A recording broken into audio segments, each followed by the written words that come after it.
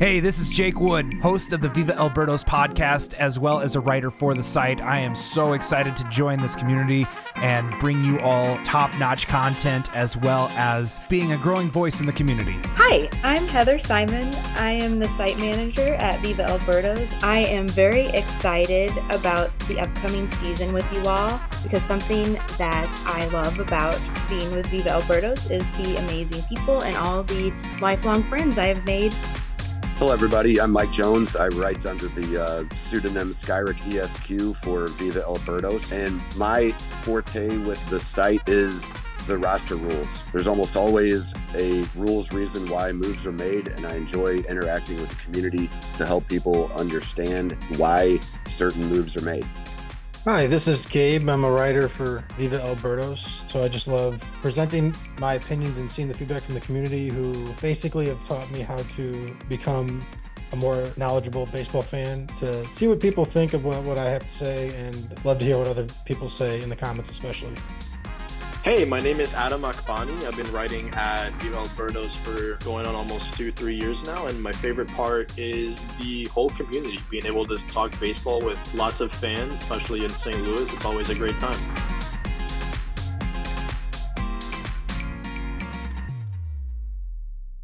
Welcome into another episode of the Viva El Birdos podcast. Today, I have returning with me site manager Heather. Heather, how are you doing this evening? I'm good. How are you guys? We're doing fantastic. We have writer Gabe Simmons. Gabe, how are you tonight? I'm pretty good. Off work finally.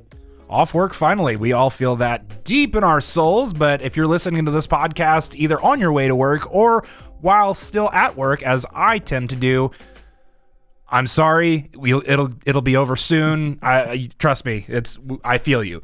And with us tonight to preview the winter meetings and talk all things Cardinals, we have with us from Fansided, Redbird Rants, site editor, and also co-host of the Dealin the Cards podcast. We have with us tonight Josh Jacobs.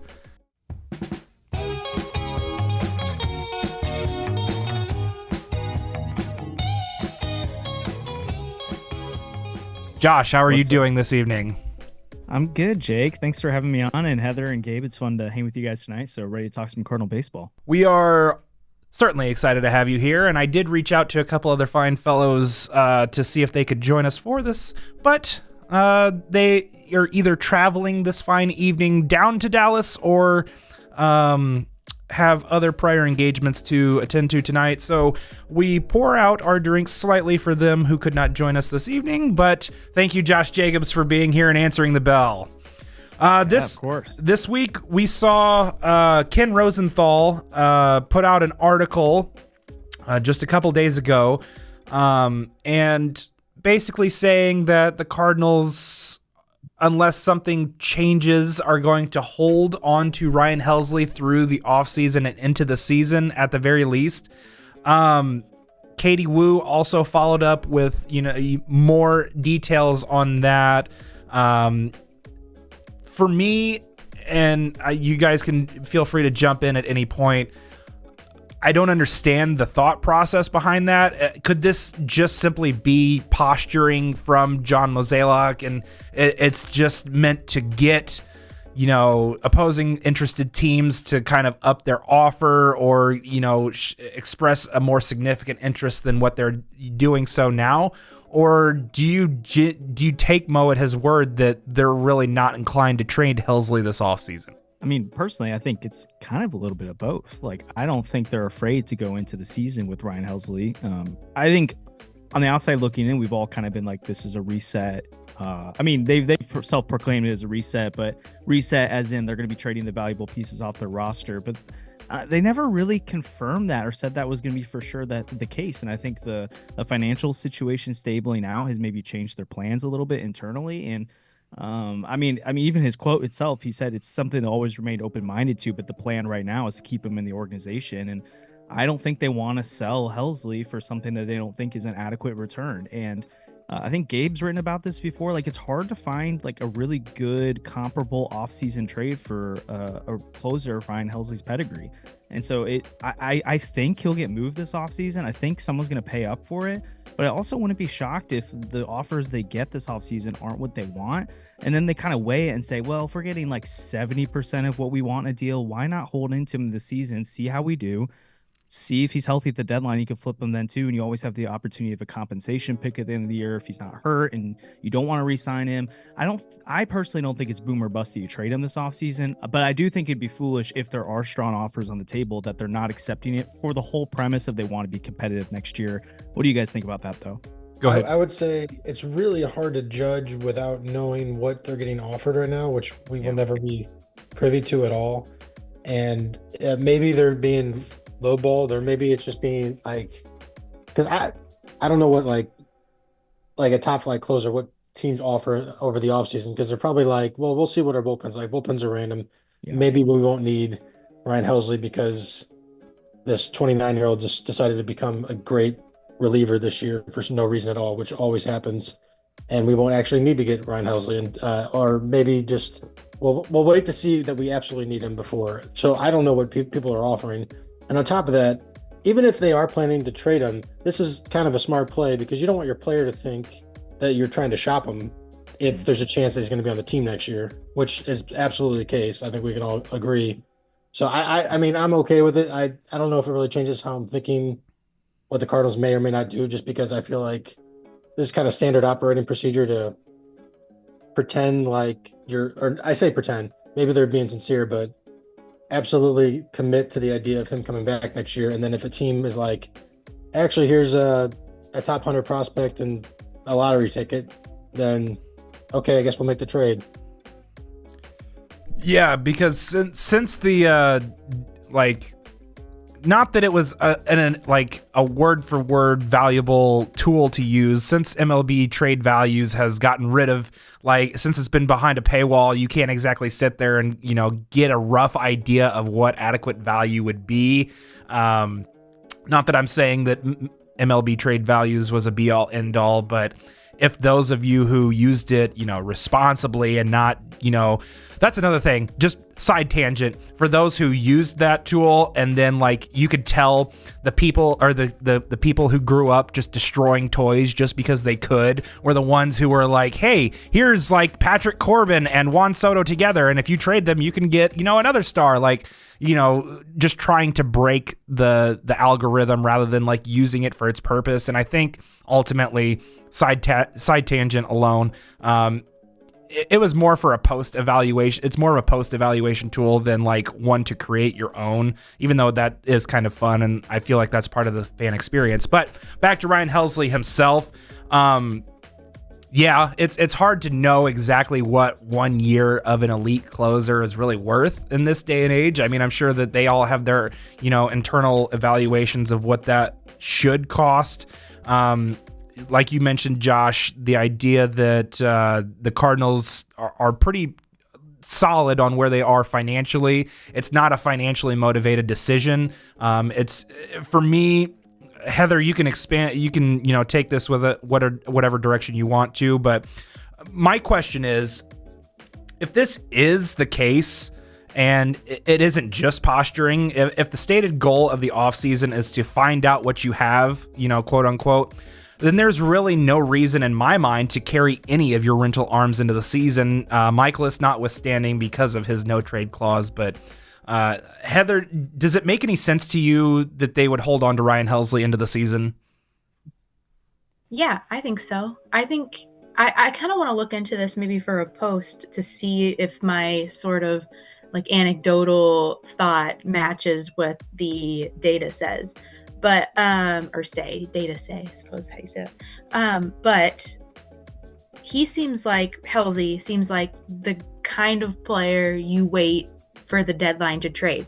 Now, the argument there is he gets hurt and then he loses most of his value, or he has a down year, which that might happen. But I don't think you're going to get a lot in the off season for even a great reliever. I don't think you're going to get exactly what you want. What you want is that team that is really trying to make a push for the postseason, and they're a closer away from doing it, and then you pounce on them, kind of thing. And I to get back on what Gabe said earlier, like I was thinking the same thing. Why would Mozeliak say he was going to trade him? Yeah. And that doesn't make sense to do. It's like those, I don't know if you guys have had any friends like this where they break up with someone and they're like, I'm done with them. They are the worst. And you're like, yeah, they're awful. I hated them the whole time. And then the next day they're back together and you look like a clown. So like, why would he say that if there's a chance he could be on the team next year? That just seems like not a very good idea. And we know that if there's one thing about Mozeliak, he's pretty judicious with his words. So I don't see him making that kind of mistake. But yeah, I think you could get maximized value at the trade deadline. There is a gamble with that, but I don't see it as being that big of a gamble. Yeah. Yeah, so I mean, I guess I would push back a little bit on it not being a big gamble, because you do have a top 3 closer in the game, according to all statistics. He just finished last season as, winning the reliever of the year, the Trevor Hoffman reliever of the year award. You look at it, and 1 year away from free agency. It's a 1-year deal. He's making, ARB3 money, but he did have some injuries in there, so that knocks his price point down just a little bit. When you look at it, we know for a fact that the Cardinals don't sign relievers to $20+ million deals. They just don't do per AAV type deals. They don't do that. That's not their operating model. That's not how they do things. I know that, like, in the article pieces that they're like, quote, they're trying to leave the door open just a little bit to that idea, but that's just talk to me. Like, if you look at history, the Cardinals don't do that. Bill DeWitt doesn't do that. I really don't believe that Chaim Bloom would be of that mindset, considering who he is, the model he came up in. And also, you look at some of the reinforcements that he's brought in, like a Rob Cerfolio and a Matt Pierpont, while they're also, more in the minor league side of things. Their job is always to develop more pitching. And so the idea is that you keep pitching coming up, and then, old used up pitching. I couldn't think of a better word than used up. Expired is the wrong word. Old pitching that's already been here for a while. You've extracted value out of them. You move them on to a new team once they kind of move beyond their price point in terms of your idea of their value. And that's kind of the rolling process that kind of baseball goes through. And so while Helsley is at this, juncture where he's probably at his peak value right now, and he's only going to potentially get worse over time as he continues to age. Now, he's 30, right? I believe he's entering his age 30 season coming up, or did he just have his age 30 season? Does anyone have that in front of them?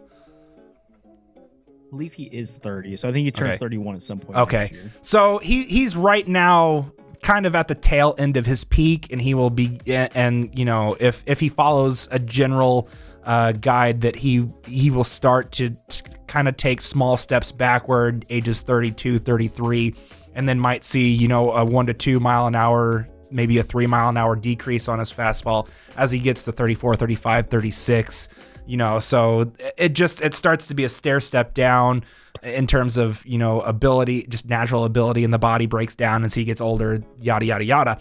So right now, while he is at his peak form and pitching his most effectively, it makes the most sense to maximize on that. Now, granted, the other side of this is it takes two to tango. And if a team isn't willing to step up and, offer what you're looking for, then you're not going to sell, like you've referenced several times, Josh, on your show.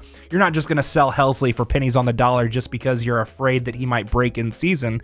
You're still going to wait for, the right price point to come along. But if that never comes, you're not just going to sell him for nothing, right? And so it's just kind of a game of chicken at this point. And this is why I always felt like a Helsley trade wouldn't come until maybe late January or even early February, at the latest. I didn't think it was going to be something that was winter meetings or somewhere in December. I always felt like, once the reliever market kind of sorted itself out and it was more clear on that picture, then teams would probably, whoever might have missed out on one of the higher tier arms, and if they still have an existing need in the bullpen, they might pivot to the trade market and look to a Ryan Helsley or even a Devin Williams. And speaking of relievers, we actually have a breaking news alert from Jeff Passan. Right-handed reliever Clay Holmes and the New York Mets are in agreement on a 3-year, $38 million contract with an opt-out after the second year, sources tell ESPN. Mets plan to turn Holmes, who has spent his big league career as reliever, into a starter. On the news, Joel Sherman. So this is another topic that you have loosely talked about, Josh, on your show, is the idea of turning Helsley into a starter. And then Yes. You guys also had Jeff Jones on a few weeks ago, who was like, the idea is interesting, but the timing is not right for it, right? So like as he's getting ready to enter his potential walk year, all of his value is as a late inning high leverage reliever. And so if he goes into the season as a starter and, once again, we talk about injuries or lack of performance or whatever, that could hurt his value. And for the player's side, he may not be okay with the idea of transitioning to be a starter because it might hurt his, financial value going into his free agency period. Now, obviously, you're talking about like Garrett Crochet and Reynaldo Lopez and, a couple other guys. For a very brief time, Jordan Hicks became starters and were wildly effective. Is that kind of your idea behind that? Is like trying to, I don't know, enhance his value, or what direction are you ultimately looking at that with turning Helsley into a starter?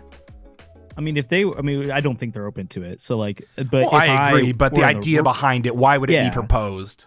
And credit to, I'm not the person, probably not the smartest person to talk about it either. Like I feel like Kyle Reese has been on this bandwagon for a long time. There's other people around, and it's also like I feel like Cardinal fans point to Jordan Hicks as like the failure of it, but we're just seeing it across the league right now, where there's success story after success story of relievers transitioning to the rotation. If I were in that position, I would look to extend Helsley now, knowing that I would like to transition to be a starter and see what happens. And honestly, I think there's a chance he ends up being that frontline guy you've been missing for a long time. And if it doesn't work out, what you have in him as a reliever too. So you kind of have that fail-safe option there of like, oh, well, the Helsley experience didn't work out. He looks like Jordan Hicks when he's in the rotation, but we know we have an all-star closer for years to come. And I think they can get creative too, right? Or at this point, I think they kind of don't really have the payroll concerns anymore, and yet we still expect them to move the Arenado money. You still expect them to probably move the Steven Matz money. And so maybe you get creative and give him an early extension now, bump up what his arbitration number should have been this year, get the AAV down lower in the years to come, especially if you're giving him a year before free agency. Now Helsley doesn't have to go through the risk of potentially getting injured this year, missing out on a big payday. And then you enter the season of like, okay, Helsley, let's see if you can be that 1-2 punch with Sonny Gray. That's the direction I would go. I don't think, and to Jeff's point, to your point, I don't think it makes a ton of sense to change him into a starter now with the intention of trading him later. That seems like a lot of risk involved with that.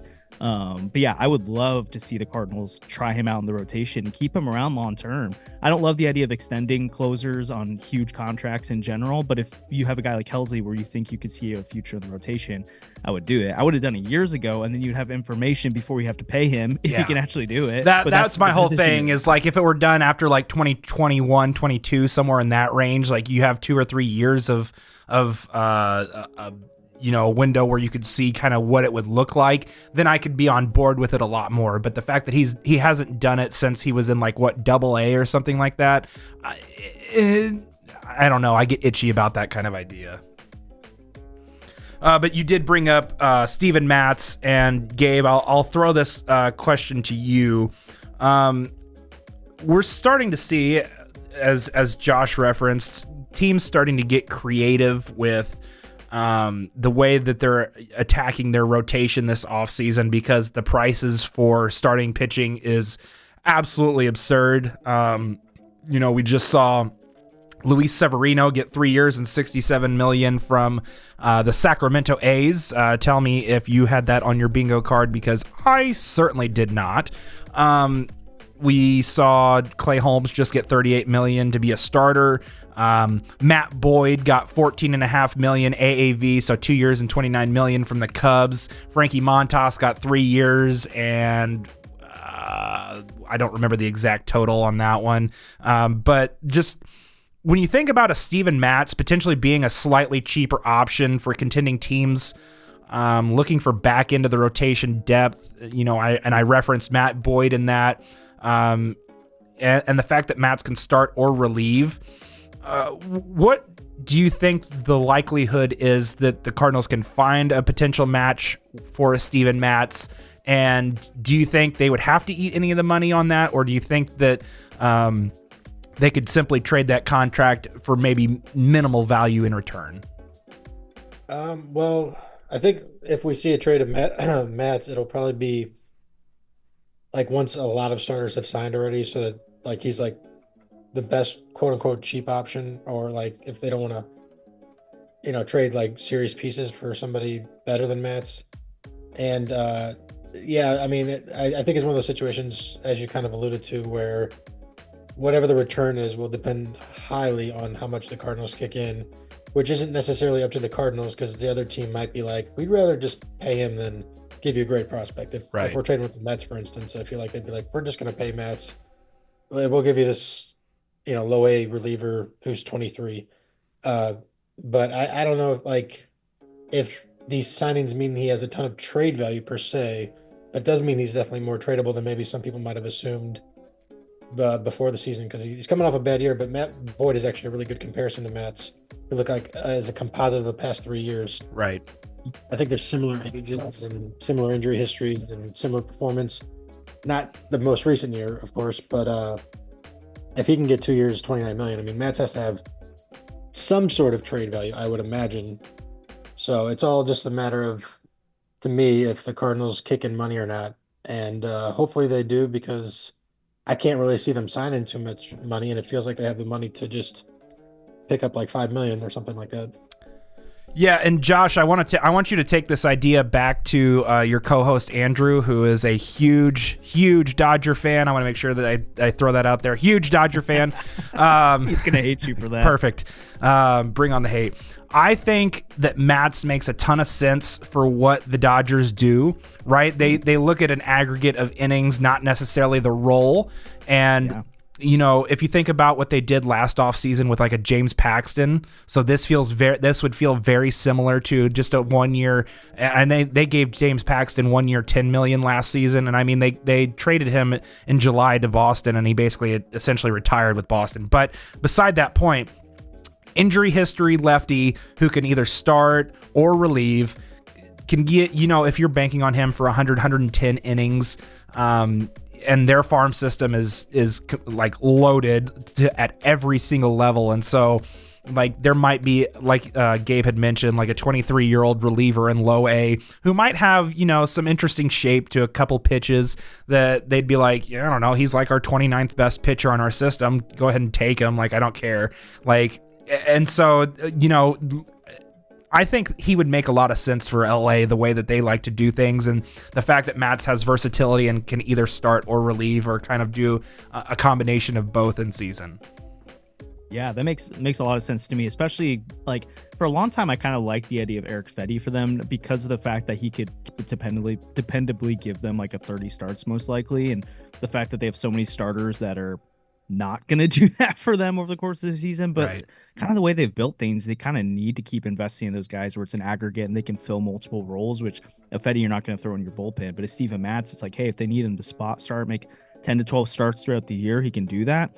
And then, I mean, even just looking at their bullpen right now projected, like they're pretty thin on lefties, and organizationally they are too. Outside of Blake Snell, it's that like Wroblewski guy, and then other than that, I don't know if they have any really lefty starting. They have Wroblewski, and then they also have Alex Vezia. Oh yeah. So like they've got some, but like, I mean, the Dodgers. You need another one. Yeah, I mean, like, Yeah, obviously they'll add pitchers get hurt, and so 1 year, $11 million for a guy that can cover 110, 100. Like, what did they pay Tyler Glasnow last season, who you and I both were very interested in for the Cardinals, but it didn't happen. It's all right. I accept it. But the fact that he could give them, 110 innings at 11 million, I think the Dodgers would be all in on that. And I don't think that 11 million would be a drop in the bucket for what they pay for their payroll in general. So I think it makes a ton of sense as a potential fit. Totally agree there. And I think Andrew would hate it. So, meh. All right, and so that covers two of the Cardinals, rental arms, but there's a third one that is perhaps the most polarizing, at least online it seems, and we're talking about Erick Fedde. At $7.5 million, you're not going to get a mid-rotation starter for a price tag anywhere near that. And I did some calculations when you're looking at what his F-WAR ended up being this season, and knowing that roughly one F-WAR is worth about $8.5 million in terms of what teams traditionally pay. Fedde calculated to roughly 20-ish million in surplus value that the Cardinals could cash in on. I look at a team that might be a little more hesitant to like spend big on some of the big starters, but could really benefit from having a mid-rotation arm. And obviously, because he has that much surplus value, it would have to be one of the stronger farm systems in the league. And so I look at a team like Baltimore, and Baltimore I think makes a ton of sense for Erick Fedde. If the Cardinals were open to trading him, which they have not seemed to necessarily be, at least publicly talking about, or any type of public speculation going around him. But it falls into the line more so of my opinion that if you're using 2025 to find out what you have, then I don't see any reason to keep these rental starters / Helsley, on your team, because you know what they are. There's nothing to learn. There's nothing to be gained from learning what they are, because you know what they are. And so it makes more sense to maximize on those assets, or at least in the Matz's, the reason why you would move Matz would be essentially to clear up that spot for other starters or pitchers you're wanting to see or know more about. So for me, I think the smart money would be to cash in on Fedde this offseason, but I don't necessarily know that the Cardinals are inclined to do so, because at such great value at $7.5 million and the innings they may be looking at, and if they are, for whatever reason, kind of like talking out of both sides of their mouth again, saying that, we want to find out what we have, but we also want to compete at the same time now. It's like, don't start doing this mixed messaging thing again that you guys, we thought we had a clear plan at the beginning of the offseason. We're moving out guys that have really no future here. We're going to invest in seeing what we have in the young guys that have, control, and we need to really find out what they have. And so in 2026 and beyond, we can, build around what core emerges from that. And so that's why I'm like, Erick Fedde, you were really decent the last 2 months of the season, minus the first couple starts. $7.5 million. You had a good season. Let's cash in on that. Feel free, anybody, to jump in their thoughts on Erick Fedde or a potential fit with Baltimore. Oh, I love it. And I think the thing that's nice about Fedde is you could probably make the argument for almost any market that's planning on contending next year that Erick Fedde makes sense. If they're a high rolling, big spending payroll team, it'd be nice to have a couple assets on their roster that don't break the bank. If you're Tampa, you're Cleveland, you're one of these teams that operates on a smaller payroll, it'd be nice to have an arm that can give you middle of the rotation stuff, I think is what we'd probably say Fedde is, and do it at an extreme bargain. Earlier in the offseason, I tried to find comps of like, okay, what's an Erick Fedde deal like? In 2022, when Chris Bassett was traded from the Athletics to the Mets, he was coming off a very similar season, was set to make about a a little under 9 million arbitration. I love the Fangraphs dollar stat, and they almost lined up exactly in terms of like surplus value there. And they were able to net, or the Athletics are able to net for the Mets like about the 5th ranked prospect in a throw in there. And I think if you could, I mean, again, all that depends on farm systems and all that kind of stuff. But right. I have a hard time believing with all these contracts being thrown out right now that Erick Fedde is not a player that teams are calling on and really interested in. The Helsley side of it, I know I just made the argument that we're not in the room and don't know the conversations. That situation feels unique to me, so it's hard to value. I just don't see a scenario where teams aren't knocking at the Cardinals' door this offseason and giving them competitive offers for a Fedde. Absolutely. And for Helsley, I could see a scenario where the deadline he's worth a lot more. Fedde, I don't really see a scenario where he pitches like so good in 2025 that you're like, oh, now Fedde's worth a top 100 prospect or something like that. He's a guy I'm truly like, you sell high now.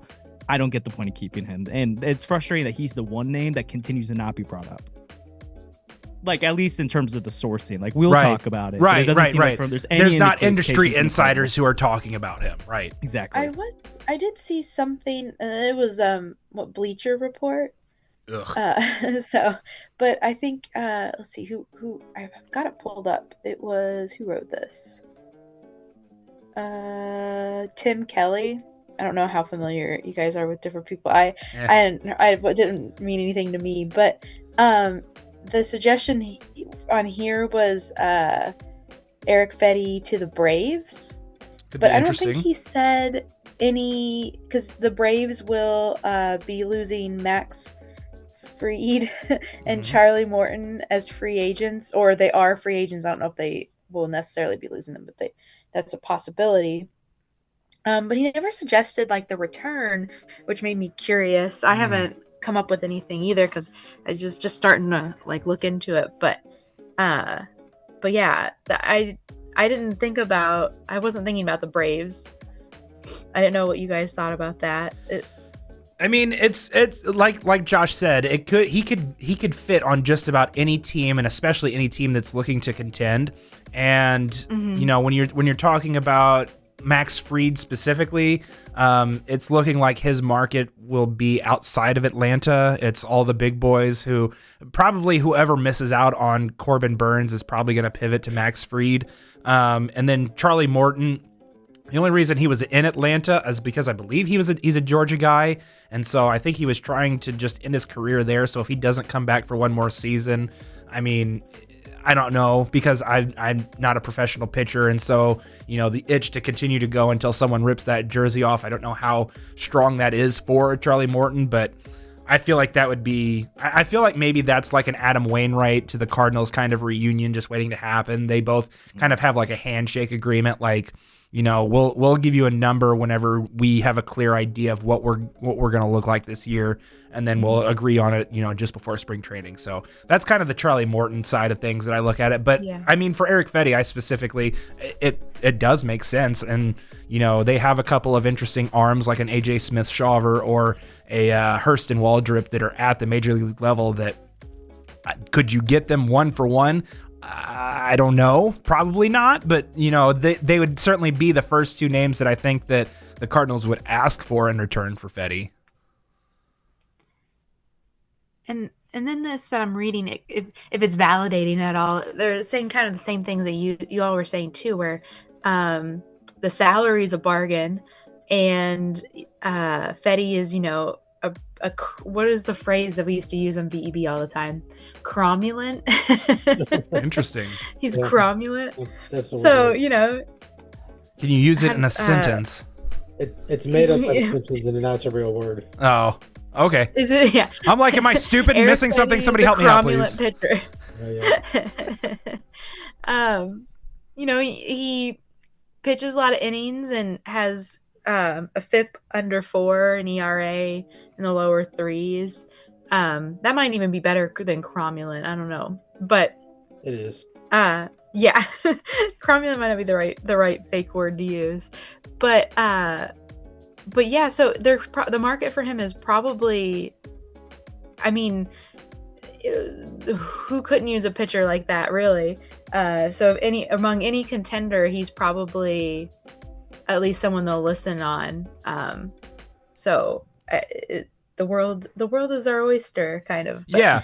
Well, I agree with you, and Josh, you guys did a really good job. I don't remember if it was your last episode or the one before that, but you guys did a really good job of breaking down like his savant data and his underlying numbers, and like he's 95th percentile and like pitching value, and so for the price tag alone, and then you add in the underlying support, what we saw on the surface numbers, it should be like, if it's the most quietly best kept secret, like if the Cardinals are just unwilling to talk about him, that's asinine in my opinion. But if the Cardinals, are like, hey, meet our price tag and we'll sell him to you, like I can't see why any like logical front office isn't sitting there going, we should get Erick Fedde. So, for my money, I'm like, it feels way too obvious, and maybe only Cardinals fans are looking at that.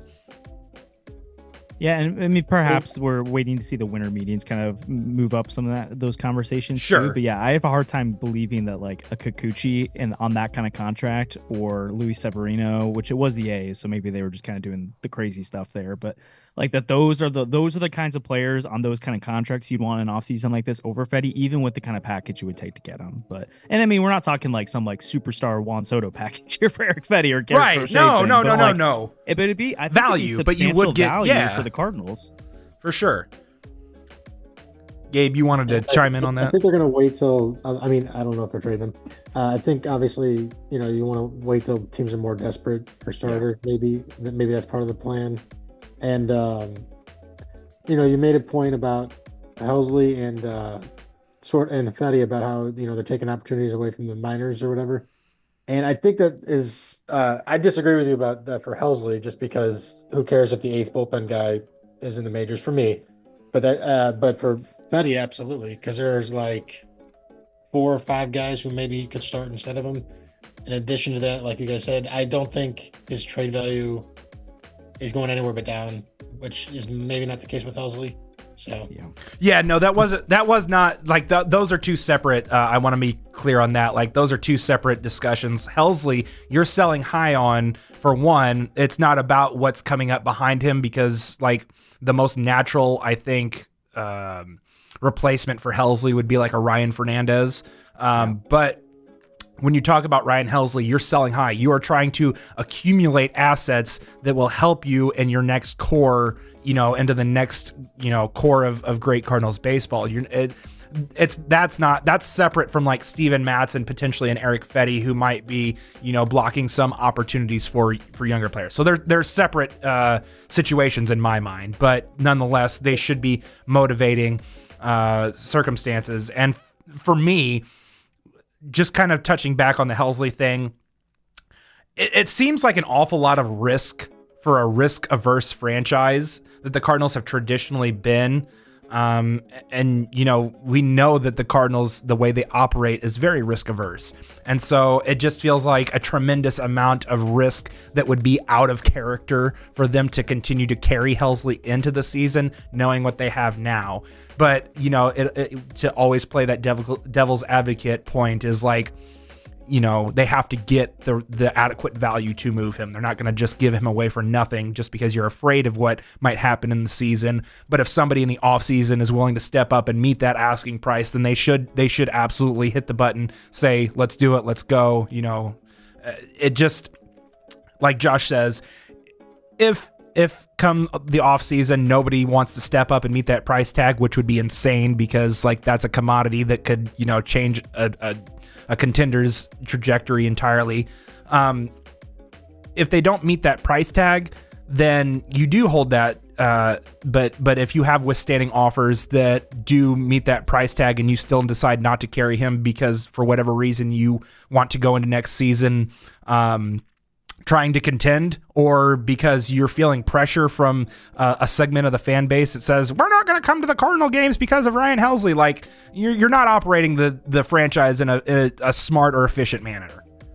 Well, okay, I'll push back a little, because I understand what you're saying with it being like risky for a risk averse franchise, but I think the Cardinals are looking at next year with like there's a chance that things could break right, because really what needs to happen is Gorman and Walker sort of breaking out to some extent, and maybe even win taking the next step. I don't know. Like that's a high standard. Yeah, but how many times have we said that hope isn't a strategy, right? And I mean, this is a little different than normal though, because like these guys are huge top prospects who things have gone wrong. And I'm not saying, okay, first off, they're not like giving up anything to go all in here. They're just keeping players. So, and I don't know. I don't think like, okay, so we won 83 games last year.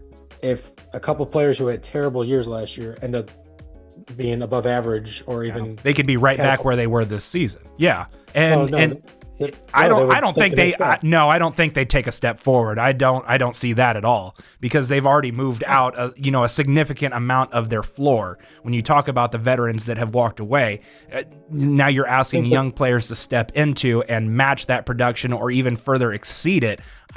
The best outcome for what they're putting out there, I feel like, in my opinion, is that they just match what they performed this season at 83 and 79 in that range, and then they're just kind of sneaking into a wild card spot.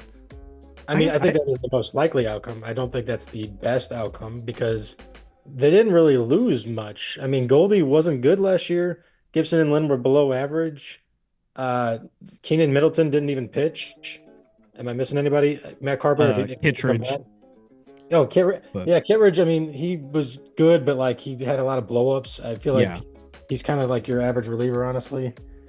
I don't know. I feel like there's a little bit more. When you look at the numbers, they were below average, but what they meant to the team, the innings that they pitched, the floor, the stability that they provided, the whole reason the Cardinals went out and signed them in the first place, you lost that. And so there is also an inverse to that scenario where the floor falls out from them and they end up losing 90 games too. So like, I mean, it's all like a crapshoot at this point for sure. But what I'm saying is like, I don't see like the floor that existed going into 2024 as is that goes into 2025. Like there's a lot more volatility in the roster than there was going into 2024. True, I mean, but I think make trades. I don't think I agree with that. If they trade Fedde and they trade those guys, I do agree with you. But if they keep everybody, I don't think that the floor is a whole lot changed personally.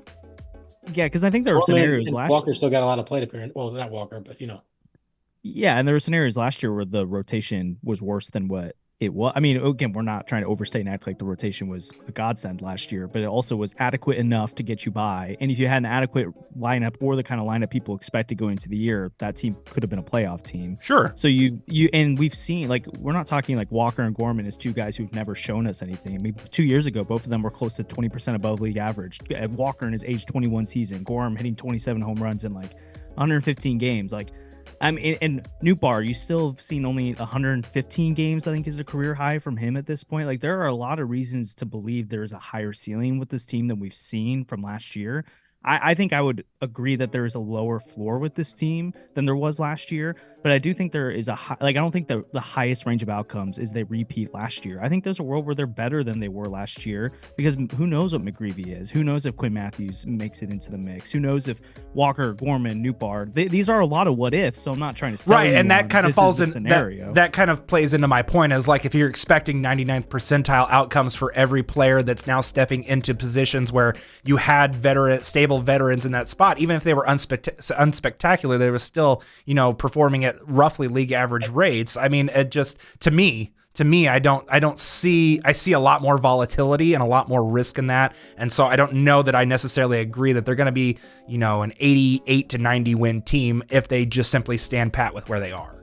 Yeah, perhaps. I don't think what we're talking about is 99% outcome, by the way. I don't either. Yeah, because I mean, if you get like Quinn Matthews and McGreevy being like slightly below league average starters next year, and then Gorman, Newbar, and Walker are back to the ascending bats that we've seen before. I mean, Sonny Gray last year, the peripherals were great, but the counting stats weren't necessarily there either. You only got half a season of Wilson Contreras. You only got half a season of Ivan Herrera's bat. Like, I think there's other ways that they can improve the roster, even if you don't necessarily get the same production Lynn and Gibson gave you before. I think some of their young arms could approximate it, and then the lineup actually performs to the expectations we had before. I personally don't think people are giving them enough credit for what they could do next year. I'm not banking on it, but I think it's out there. Well, and I was gonna say, this is just not. I'm not like expecting this. I'm just saying, like, within the range of outcomes, this has got, like, I don't know, 25% chance of happening that we end up with 87, 88 wins, maybe even 90. And the NL Central doesn't look that strong again. I mean, I realize the Brewers always surprise. I was going to say, we say that every year, and then somebody from the Central I know. ends up One of these years they're going to overperforming. actually play how they're supposed to. Yeah. Probably trading Devin Williams too. Yeah, and so maybe that's what Mo's seen is it's like, okay, if you're not going to give me what I want for Ryan Helsley right now, I'm going to go into the season and see what this team has, knowing that assuming Helsley doesn't get hurt, I can flip him later if we need to. But I also am not going to just punt on the season for 60 cents on the dollar. When I think No, and I agree. I totally agree with you. Yeah. No, I totally agree with you on that. And like, I'm willing to concede that, like, sure, it is possible, but I would more lean into the probability of it occurring. And like you said, Gabe, maybe 20 to 25%. Is that worth holding? Suppose the situation comes up where an acquiring team does match the asking price. Does the 20% potential to be a fringe playoff team that in all likelihood would probably get. People are matching the asking price. I'm making the trade. Oh yeah. So that's what I'm saying is like, that's where I'm coming from. Obviously I've already agreed with you and said that, like, if nobody steps up to meet the asking price, then yeah, you hold the asset because you're not just going to sell low on a valuable commodity. And then you're forced to take that risk, and it sucks, but it is what it is. But like I said, if you're here in the off season and somebody matches that price and you say, no, I'm not going to do that because I want to try to contend next season with, a more volatile roster, but hey, we got Ryan Helsley at the back end of the so we could overperform our expected stats like we did this year. It doesn't feel like a smart approach to what they should do. So that's kind of where I'm coming from that. And I guess we'll see, like, because at the same time, we don't know what the offers are right now. We may never know, but we may get some reporting on it. And I mean, I honestly don't think they're as married to Ryan Helsley as maybe the comments made it seem like. Again, like Mo's response was, it's something we'll always remain open-minded stay trading him. And so I think that's like translation. You give me what I think is worth moving Ryan Helsley. Sure, we're open-minded to it, but we're probably just going to stand pat with him. And also 2 off seasons ago when they're negotiating for some catchers, they hadn't signed Wilson Contreras yet. The Blue Jays were asking for Lars Nootbaar for Danny Jansen, and the Cardinals countered with Ryan Helsley. And I know he had one elite season at that point, but I don't know. I think I've never really felt like they've been married to Ryan Helsley long-term. I know arbitration is always kind of weird with them. But he doesn't. I mean, they've always kind of sprinkled. We potentially come to a long-term deal, but it didn't seem as serious as they've been with other guys like Edman. I don't think that they're sold on the idea of keeping him around. I just don't think they want to sell him off. Well, for good reason, because as we know, a general rule in baseball is because relievers are volatile, and so if you can at any point cash in on that asset, then you do it. So. We're starting to all say the same thing, but from different angles. So let's move on to a different subject that we all can universally hate on is Rob Manfred. The golden at-bat rule that came out this week.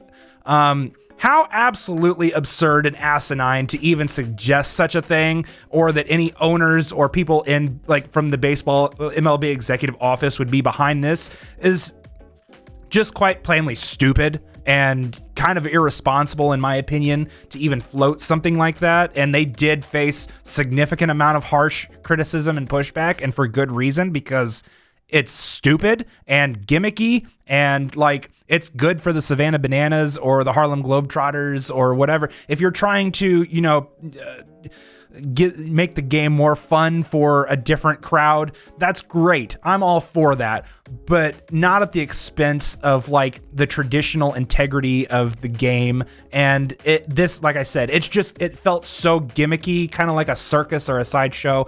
And to play the slight devil's advocate is yes, this is the entertainment business, and maybe that would be entertaining, but for us traditional hardcore fans who like the game the way it is, or are open-minded to rule changes that, at the end of the day could benefit the game in the long term, we're fine with that. But this is a gimmick, and this is stupid.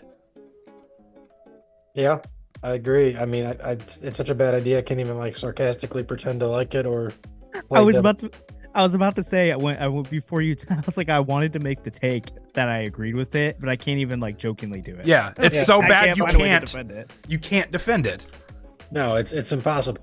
I don't know how you can Because I people jokingly. can't defend it, You but can defend it? Oh, I here we can't. go. I can't. Oh, you but said, oh, dang. no. I mean, not in good faith. Like, not seriously. But I do. People really hate it. More Yeah. so than I kind of would have guessed. People would hate it.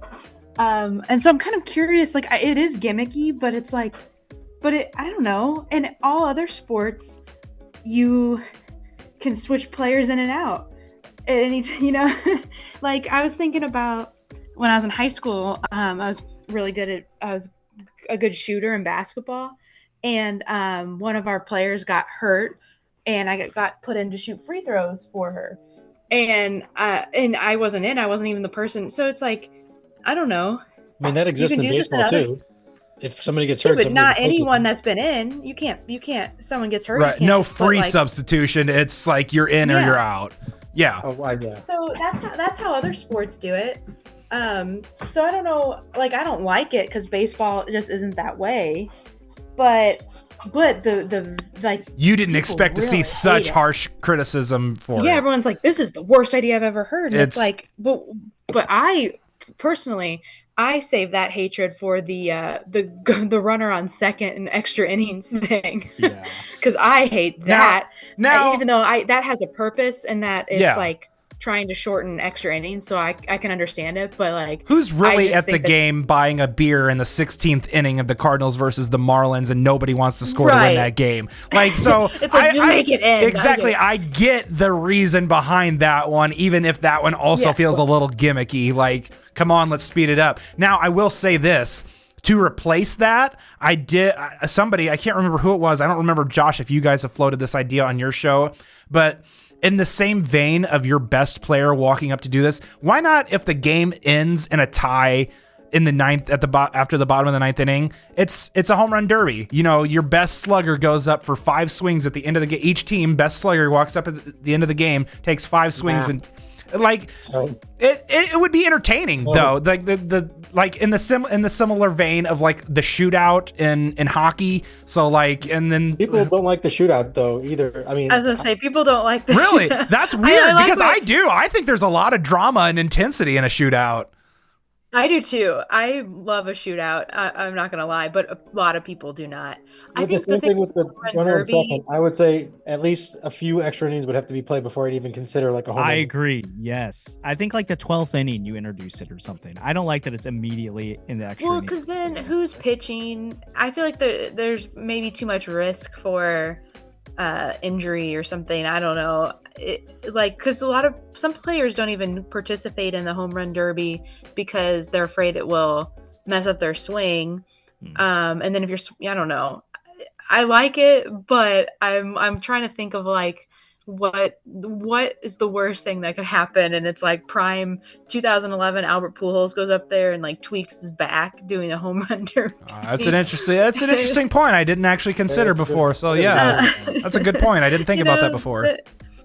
That's like a worst case scenario, but you know what I mean? Like, no, but I mean, that's what I'm thinking of. it factors into the range of outcomes, and so like it has to be considered, and like that's obviously a good point. But also, what about your starting catchers starting out there on second base, and like he didn't achieve getting on second, but he tears his ACL rounding third trying to score. I mean, it's kind of the same concept, but I mean that's more like sporadic and random than it is like, I don't know, preventative, I guess. So. But you know that the first time somebody would hurt from doing the home run derby, there would be so much. Yeah. backlash. Or like, oh, this jacked up my swing and now I went into a cold stretch for a month or something. And maybe you have a Right. designated home run derby player on your, like, the 38-year-old veteran first baseman that you'll never play, but like it extends his Boy career. keeps a job. Yeah, like Matt Carpenter. Hey, Matt Carpenter, go out there, take 5 swings, and that's your role for this team. So He wouldn't be my home run derby guy though. I also think Albert Pujols. I also think Yeah, that pretty you would much. have to have a 27th like player on the, like, that would be an additional roster spot to maybe that guy, and he's like Pete Alonso, who's down there in the cage just taking 200 I was hags thinking before. it's someone's dad. Yeah, that, Hey, beer it's league someone's softball dad who's guy in had, the like, stands, 3 get beers in. while the game's going on. Yeah. Can I He throw has out a to, like, weird? dust the nachos off. Oh yeah. Can I throw out a weird rule Go for it. suggestion? All right, yes, that's what we're doing, right? Yes. I wouldn't actually do this, but my dad has always told me this. I saw this. I actually I think saw it's this. really interesting. Yeah. That if you load the bases with nobody out and you don't score, the opposing team gets a run. And so it's kind of like, hey, first of all, the Cardinals would have given up so many runs last year off of this, which would have been hilarious. So that's one. Now, would it be considered an unearned run and nobody gets like credit for an RBI, right? That's just kind of the way. It's got to be an. Or am I thinking way too deep about this already? I haven't thought that far. Okay. But I do think it would create so much pressure because then, you enter those situations, you have the bases loaded, nobody out. The position, the pitching, the defense. What do you call the opposing team at that point? Whoever's pitching feels all the pressure in the world, but now it kind of flips it back on the offense a little bit too, where it's like, okay, if we don't come through here, we're giving up a run. So it's like almost like this situation that's supposed to be a huge advantage actually becomes a little bit of a stressful situation now too, not just for like, oh man, we missed an opportunity, but now we've also given a run away. Again, I wouldn't do it, but it's made me think like that would be so stressful. It'd be fun. I loved your qualifier whenever you made that post. You're like, I can't believe I found a rule worse than the golden at bat rule. My dad came up with it. Oh man! Just from a Cardinals perspective, I would not do that. Yeah. Well, I was thinking from the Cardinals' perspective, that kind of happened to them anyway. Because how many times did they not score, and then the other team, and then the momentum flipped. Yeah, exactly. So it essentially did work that way. Maybe it just feels that way to me, but it just seems like anytime a team does not score with the bases loaded and no outs, the next half inning, the other team has like some sort of back-breaking run scored, and you're like, oh, wish they only had scored the inning before. But no. Yeah. So to that, and on that same vein, was there any rule changes that have kind of been implemented over the last few years that you guys have liked that maybe you were kind of, hesitant or averse to at first, and since being implemented, you're like, actually, I kind of like this? Pitch clock. Yeah, pitch clock. Pitch clock. Oh my gosh, I love the pitch clock. See, I wasn't like averse to it, but I was like, I don't know if it's really going to do very much. No, I love it. I love games being 2.5 hours, just the way they should be, just enough to keep my attention. As weird as it is, and me being like the super baseball traditionalist that I tend to be at certain points, I was kind of hesitant to the universal DH. Now I get the counter argument is like, man, you're really paying all that money to go watch a pitcher hit at like every 3 innings. Like, you make a good point, but some people say that it took some of the strategy out of the game. I guess, like, you're right, but at the same time, dude, freaking DHs rock, man. They hit tanks all day long. I love it. So I wasn't sure how I'd feel about it, but honestly, I don't miss pitchers hitting, other than like the obscure oddities every once in a while, seeing Bartolo Colon just knock one out of the park and everyone go freaking crazy. I loved it. But agreed. I didn't know if there were anything else, like you Heather, you mentioned earlier, you're not a fan of the Manfred man. You guys like the pitch clock, the universal DH is thumbs up. I still don't like the 3-batter minimum. See, I like the days where you could bring in Randy Chode for like one lefty and then go back to someone lefty else. Specialists definitely have been hurt by that. And see, so that was one I was kind of, back and forth on. I think that Major League Baseball has kind of adjusted to that a little bit. And unfortunately, you're right. Like, it has phased out a segment of players, but I mean, that kind of happens over time. A segment of players gets phased out. A few years ago, we were seeing like 35-year-old first basemen were no longer valuable. I mean, shocking, but those guys kind of got phased out of the game. And so it just kind of happens as the evolution of the game kind of occurs. So, yeah. Well, that's something I've been thinking about a little bit lately too, is this like evolution. It's weird because it almost feels like a de-evolution, right? Because we've had, with advanced, statistics and stuff like that, we've had kind of these like ideas and concepts like grow from that sort of thing, where you have those lefty specialists, because we know lefty on lefty, where before you had pitchers pitch 9 innings and that was, the end of it, or then you would bring in your second best pitcher and then they would pitch, which when we think about it now is kind of like maybe it's more strategic, I don't know, but these strategies have developed with lefty specialists and pitching matchups and trying to outthink the other team and the other team's manager, and then there's the shift, and now we're putting in these rules. Well, not me, they're putting in these rules that are eliminating some of these things. And in a way, it's, I guess, going back to basics, I suppose.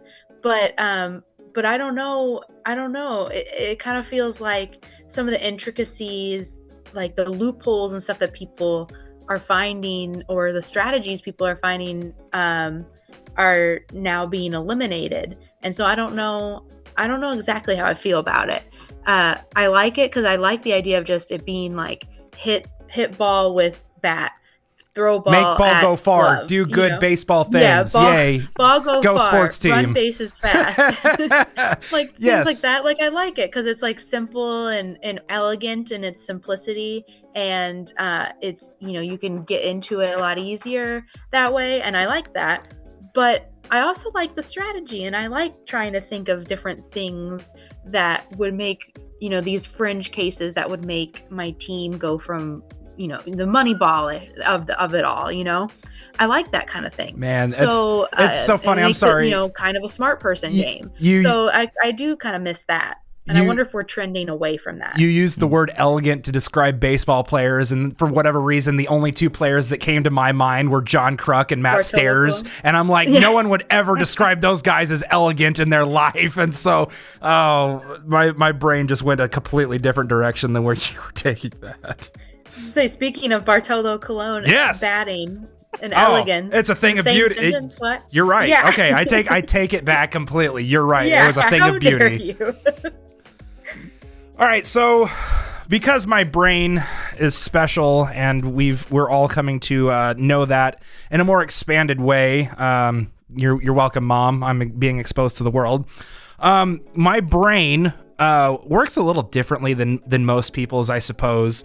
And while most people are sitting there thinking about like their finances or what they're going to have for dinner tonight, for whatever reason, my brain sits there and goes, what if we trade this player here or this player goes there? And the way I described it in our pre-show chatter was like you imagine the meme of Charlie Day where he puts the pins in the pegboard and the lines are going from direction to direction. And so for your digestible pleasure, I bring to you my brain.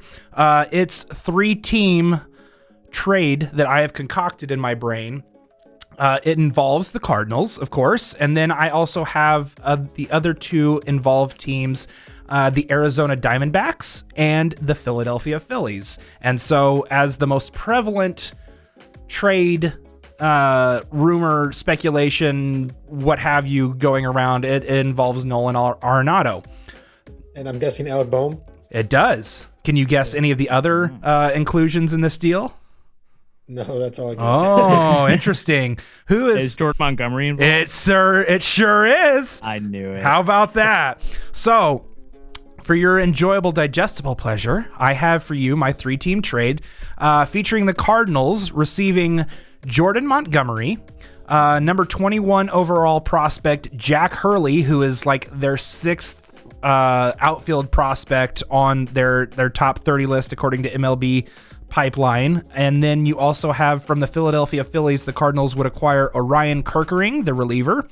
The Arizona Diamondbacks would acquire Steven Matz as basically for half of what they were paying Jordan Montgomery. They would also acquire Alec Boehm to fill their first base need. They would acquire Nick Castellanos to play in the outfield, and they would move Lourdes Gurriel Jr. to DH full-time. And they would also acquire Philadelphia Phillies number 27 overall prospect Mavis Graves. The Philadelphia Phillies would acquire Nolan Arenado, Kevin Ginkel from the Arizona Diamondbacks, who is kind of a setup man / high leverage guy. And then Jake McCarthy, another outfielder, because the stated goal of the Phillies offseason has been that they would like to quote unquote shake up their core, and names that have been floated or rumored to be moved are Alec Boehm and Nick Castellanos, and so that's why those two guys are involved. But those guys are going to Arizona, who still wants to contend and would offer some nice right-handed balance to the lefties in their lineup still, like a Ketel Marte, even though he's switch hitter. And then you also have Corbin Carroll out there, who's a left-handed hitter, and you also have Alec Thomas and Pavin Smith, and like you go down the line of all these left-handers. I know they also have Lourdes Gurriel and Gabby Moreno, who are right-handed, and Eugenio Suarez. So like they do have some right-handed, left-handed balance, but to further balance that, Alec Boehm and Nick Castellanos go there, and then you send Steven Matz to kind of be their fourth, fifth starter to Arizona. And then the Cardinals, you get Jordan Montgomery, who kind of replaces Steven Matz. And like going back to my previous point, yes, it's kind of blocking, young players, yada, yada, yada. But at the same time, we know what Jordan Montgomery is, and there would be a comfort and familiarity factor here in St. Louis, and the idea of potentially flipping him at the deadline again to send him to a contender and kind of, once again, follow that line of like accruing assets and enabling to send them or to kind of build for the future. And then Orion Kerkering is that third piece for the second piece for the Cardinals, coming over from Philadelphia, who's a young fireballer, would instantly, be like the heir apparent to a Ryan Helsley should you trade him later on in the offseason. Philadelphia, the way they are set up, they're going to want more veteran, high leverage relievers.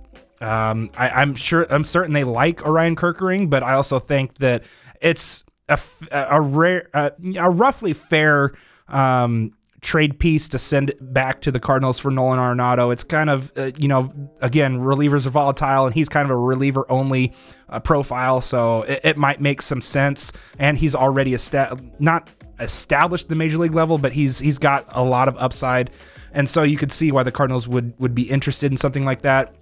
And then Jack Hurley, 21 overall in the Arizona Diamondbacks system, is kind of like that extra piece going to St. Louis to kind of, make the money a little bit more worth it. His tools across the board are very interesting. Watching some clips of him online, he's graded across the board 55s or higher. He's 5-tool potential. The hit tool is graded a little bit lower, but when you watch the video online, you could kind of see how he might be average. He's got power to all fields, very interesting. And then for the Phillies, they get Nolan Arenado. They add another star to the list of stars. Dave Dombrowski loves to acquire stars. Stars.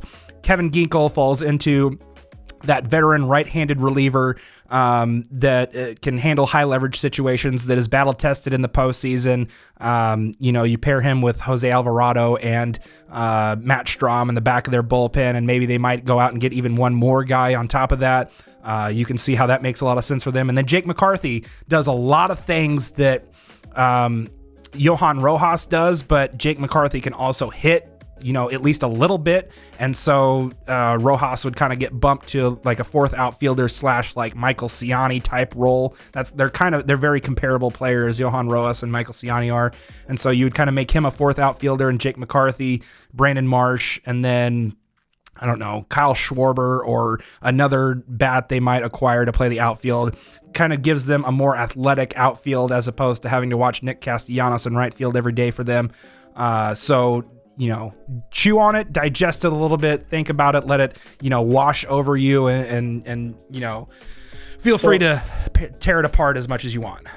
To get it specific with the Cardinals, they are trading Arenado and Matz and getting back Orion Kerkering, a middling prospect.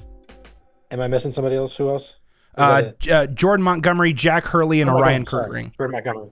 Mm-hmm. My first instinct that I think you're underrating how valuable Kerkering is. He was very, very good. And Nope. He has 5 years of team control left, and 2 of them are going to be league minimum. And last year is worth 1.5 wins. I don't see them trading him for Kevin Ginkel personally. I don't think they like that trade-off, and I don't think Arenado is that valuable. Just my first instinct. I was going to say, and this might just be me this is very un-Heather-like, but I'm not that high on Arenado. Everyone's talking about what we can get, like what the Cardinals can get for Arenado, like this is going to be some sort of big trade. And I guess it is because he's a big name. I kind of think he's done. I mean, I was looking at his stats from last season, and they're better than I thought. He was, according to Fangraphs, 3.1 wins above replacement, and that was because his defense was still very good according to them. But I didn't think he looked very good out at third, and I just don't think he looks very good at the plate. Something just does not seem right about him. He's slower than I've ever seen him. I'm just like, and I don't, maybe he wasn't trying very hard, like running wise. That could be that fair, fair enough. But there's just something where he looked, and he's not that old.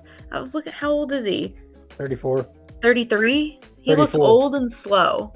Oh, he was 33. Yeah, he's going into his 34th season. He looked old and slow to me, and not just old, but also slow. And so, which is, I know this sounds harsh, but that's how he looked. And maybe that's how a star player, on a team that's not going anywhere, maybe they can tend to look that way. But I was just not impressed with him. And I like Arenado a lot. I love watching him play defense. Was not impressed with him last season. And I think that like stank is on my mind, where when people talk about trading him, I'm like, I wouldn't trade anyone that I really liked.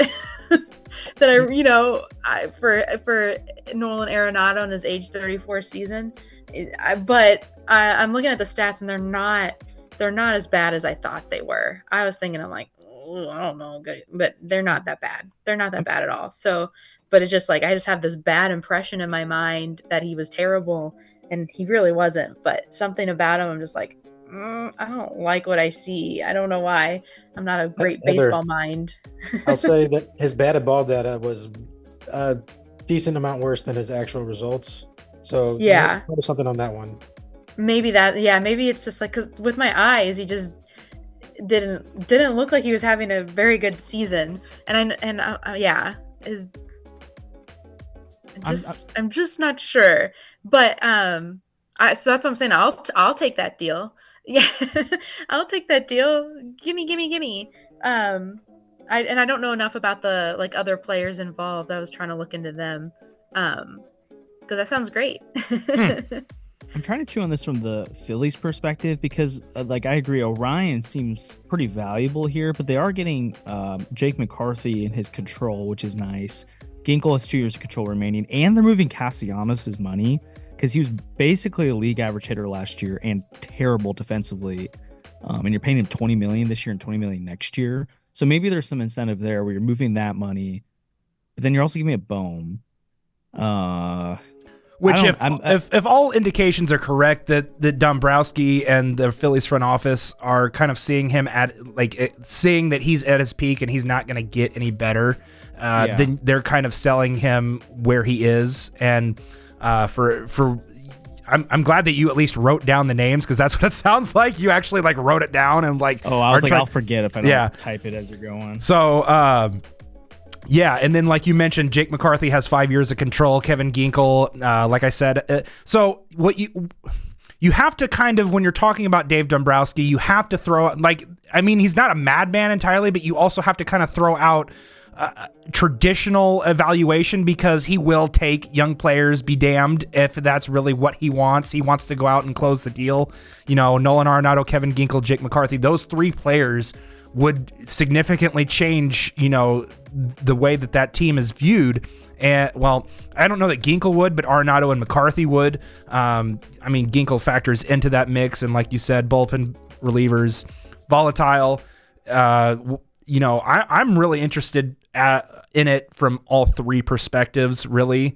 But I think you're not going to like this, but you know what I think would maybe make the deal work more?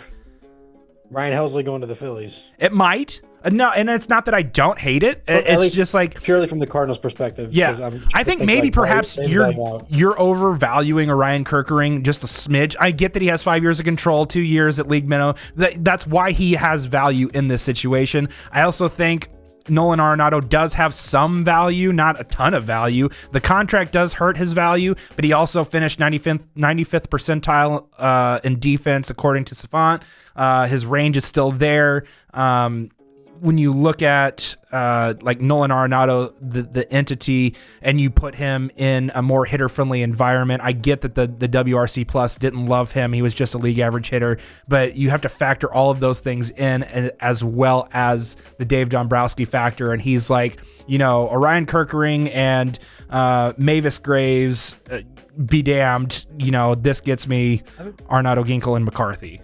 I don't know. Kerkering's pretty close to Helsley. I'm going to be honest here. I know he wasn't literally the closer, but he had a 2.29 ERA. He struck out 28.8% of batters, walked only 6 point, got 53% ground balls. I mean, if you look at it advanced stats wise, like they're very comparable. Helsley, you get the nod to because of leverage, but I don't know. And Helsley only has 1 year. Jake, are you having the Cardinals eat any Arenado money in this idea? I intentionally left that ambiguous for the sake of once you guys started tearing it apart, that they could also include money in this to make it a more palatable situation. But I did, honestly, because I said I came up with this afternoon, and I've just kind of been piecing it together while also being a father at the same time, is like just trying to, this is honestly, a lot of people wouldn't have even been able to put this much together. And so I was like, I'm just going to let you guys interpret what you think would be fair amount of money to kind of make that make sense. And then, like you said, Gabe, they might have to kick in Ryan Helsley. It's just meant to be a framework of an idea. It's not necessarily, once again, Gabe, we talked about this a couple weeks ago whenever we were talking about something else. And it's like, I present frameworks of ideas, and then I let other people just kind of go whatever direction they want with it. I'm not smart enough or capable enough to put together something fully, intangible and valid that there are no holes in it whatsoever. The piece of this that I think is really interesting and sways it for me, that I actually kind of like this. I think we can nitpick it for a while. The part that the Phillies get rid of the Castellanos contract, if it matters.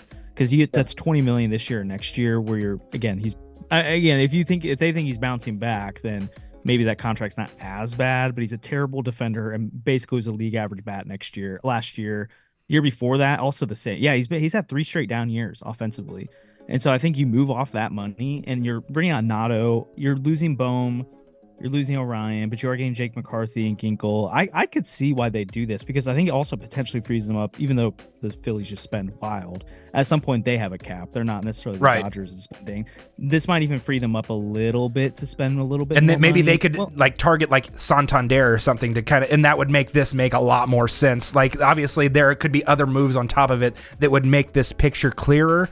But this is kind of, and sometimes that's kind of the way things go at this stage of the offseason. Some teams will make a move and you're like, I don't really understand why you did that. And then they'll make another move 3 weeks later down the road, and you're like, okay, that makes more sense now. Maybe the team, actually, I think it makes maybe I don't even know if I agree with this, makes the least sense is the Diamondbacks, because I don't know if they would want to move McCarthy and Ginkel's value. I mean, I guess you're getting Bohm here, but you're taking on Castellanos. The Matz is kind of a wash because you're getting rid of Montgomery. And then there's a prospect in there too. I don't know if you typed up Mavis Graves in there as well. Oh yeah, I did. So I don't think any of them are like slamming the phone right now, but I think that's also part of the problem with 3-team trades. Right, exactly. And so that's where I'm like operating from a place of like, it's intentionally ambiguous that you could also kind of maneuver things in and out of, but it's the general framework of the idea where all 3 teams are kind of getting something interesting and moving off of something that they're kind of looking to offload. And so I think it's interesting. Can you put this in writing somewhere so I can work on the values? Because I'm curious now. Yeah, sure. Yeah. I mean, I could just take a screenshot and send it to you, but okay. So yeah, that's this. Like I said, most people are generally like looking at finances. They're deciding what they want to do for dinner, and I'm sitting here going, Jordan Montgomery, Steven Matz, Nolan Arenado for Jack Hurley, Orion Kerkering, Alec Boehm, Nick Castellanos, Mavis Graves, and Jake McCarthy and Kevin Ginkel. It's just all going in my brain, and like, not that I'm the baseball equivalent of like, what was that? the World War II movie where he's trying to figure out the Enigma machine kind of thing. It's like my brain is always going towards trying to figure out that next like rotating piece. And imitation game? That's it. Thank you. Yes. So my brain is baseball imitation game. Love it. And do you guys have anything else to talk about tonight? Because my voice is getting to the end. Oh, I'm curious where you guys think Juan Soto is going. I just can't shake. I think he's going back to the Yankees, but I know it seems like Mets, but I just can't believe the Yankees would let him walk. Ooh, that's a good question. I mean, yeah, I agree that I think he's staying in New York, but I don't know if Cohen wants him more, he'll pay more. Yeah. So I don't know. Yes, sorry, I was taking a drink. That's kind of how I feel as well. I believe that ultimately his destination is New York, whether it be the Mets or the Yankees. I kudos to the Dodgers for, trying to defer more money, but I don't think he has any interest going there, being like the sixth most interesting player on a team. Not that he would be, but in his mind, I think he wants to be a little bit more featured than that. When you look at Boston, very enticing. I don't think that John Henry's going to go to the level that it requires to sign Juan Soto. When I look at Toronto, they're facing bigger questions with Guerrero and Bichette and what they're going to do with those guys before they have any decision on, they need to figure that situation out before they make a decision on Juan Soto. And it feels like they're doing it. I'm rooting for. They're doing it for the Yankees just because of. I really have attached myself to the idea of getting Everson Pereira personally, who has run out of options for the Yankees, and he's played some center field. He's 24. He was a former top prospect. He's not as much of a prospect now, but they might give him up for Arenado or something if Soto like that. And see, that also fit like that's another like key little piece to this too, is like if they don't end up signing Juan Soto, that becomes like an instant Nolan Arenado destination in my opinion. And then like you can also see where the Yankees might overpay for a Ryan Helsley because they just lost Clay Holmes too. Not that they were like in love with Clay Holmes, because we saw freaking Luke Weaver, closing games out at the end of the postseason for them, but you can see how they would want to upgrade that position. And, the Yankees have traditionally been big spenders on big relievers. And so it would be an ideal fit. And then I also, like in my offseason predictions piece I wrote up, I also think they'd make a ton of sense for a Michael Ciani. Like we saw in the playoffs in the postseason that, their defense was horrendous and the fundamentals were awful. And when you have, Aaron Judge and Jazz Chisholm, and then you add in a Nolan Arenado and potentially, I don't know whether, I doubt Jason Dominguez would be involved in this trade, but you'd also have Jason Dominguez, Austin Wells, Anthony Volpe. Like you don't need your ninth place hitter to be anything more than what Michael Ciani is if you have 8 other dudes who are, crushing in the middle of that lineup. And so the value that a 99th percentile defensive center fielder would bring would make a ton of sense for the New York Yankees. And you could and that would allow them to move Judge to the corner. You can move Dominguez to the corner, and then you have, Ciani playing up the middle in center field. And then Nolan Arenado at third, and you move Jazz Chisholm back to second base. It just allows their defense to align itself in a way that makes 10 times more sense than what they're trying to shoehorn these players into different spaces because, they might hold more value offensively, but it doesn't necessarily make sense from a defensive or a run prevention perspective. And fun fact, by the way, Clay Holmes, this is a mind-blowing stat to me, blew 13 saves last year. Really? Yes, he had a 3.14 ERA, but he somehow blew 13 saves. Yes, that's wild. That's inconceivable to me. Adam Weinrib, who we had on a couple weeks ago from the Baseball Insiders, who is a Yankees fan, devout Yankees fan, throughout the entirety of the season, like he and I talk back and forth all the time, and he's like, "Get Clay Holmes off my team now! I can't stand watching this guy pitch." And so from that moment, I was like, "Ooh, Ryan Helsley, that would be a great place for him to go." So yeah. True. That's what I have on Juan Soto. Heather, we haven't heard from you in a good while. Sorry for that. What do you think on Juan Soto? I think you guys kind of summed it up. All the teams that I think are kind of in the running: the Red Sox, New York teams, and the Toronto. Seems like the New York teams are the ones that are the most, I guess, alluring for him. So, and he's already with the Yankees, so it kind of seems like that would be where he would go. I think the Red Sox would be very interesting, just because it would be a little bit spicy to go to the Red Sox after being on the Yankees. And everyone on Red Sox Twitter is like trying to pray it into existence. It's like, right. were we all this like desperate looking whenever we were like hoping for a big name player, but also we were never in like Juan Soto-esque territory of a player potentially? I mean, were we? Yes, were we? I mean, were we? Some people were. Yeah. I mean, I don't know how much people believed it, but remember when he did the Instagram thing with Nelly or whatever. Yeah, but he never said, "Hey, I'm coming to St. Louis." He was like, "I don't know, we'll see. I don't know." Of course, like he's gonna say that because he's not gonna sit there and say, "Nah, I'm not going to St. Louis. Forget those guys." Like that'd be terrible for his market. Toasted ravioli, no, thank you. Yeah, don't get that emos and Ted Drews out of here. Right, Provel. God, no thanks. I do think some people talk themselves into it. That's what I'm saying. But like, it's not this. I don't feel like it was ever this feverish. Like what I'm seeing from like Red Sox accounts and people like, I don't know. I'm almost honestly afraid that some of them might need wellness checks if it doesn't go their way. Maybe like the David Price stuff. Yeah. Yeah, I was gonna say there was a Giancarlo Stanton maybe, but I don't even think that it's the same. That's Giancarlo Stanton. That was who I was thinking of. I'm like, and he did have control of it. Yeah, but what I'm saying is like I don't remember a time whenever the Cardinals or Cardinals fans in general were like that, like desperate to get this guy. But it might be Giancarlo Stanton, but unfortunately he only wanted to go to the 4 teams that were in the CSs, and so it was like, oh well, once we found that out, the Cardinals never had a chance. True. Yeah.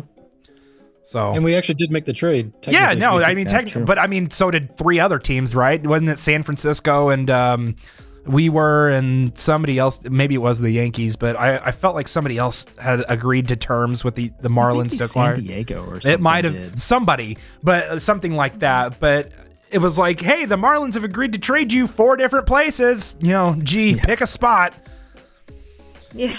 That's why no trade clauses are tricky, but good thing the Cardinals have like 5 of them, and the Cardinals can't, take advantage of them, unfortunately, because you could get a lot for a Wilson Contreras or a Sonny Gray. So with that, we're gonna bring this episode to a close. Josh, thank you so much for joining us today. I know we didn't really talk much winter meetings outside of that Soto part there at the end, but thank you for coming on and doing this with us, and I hope we can have you on again sometime in the near future. Of course. Thanks for having me, guys.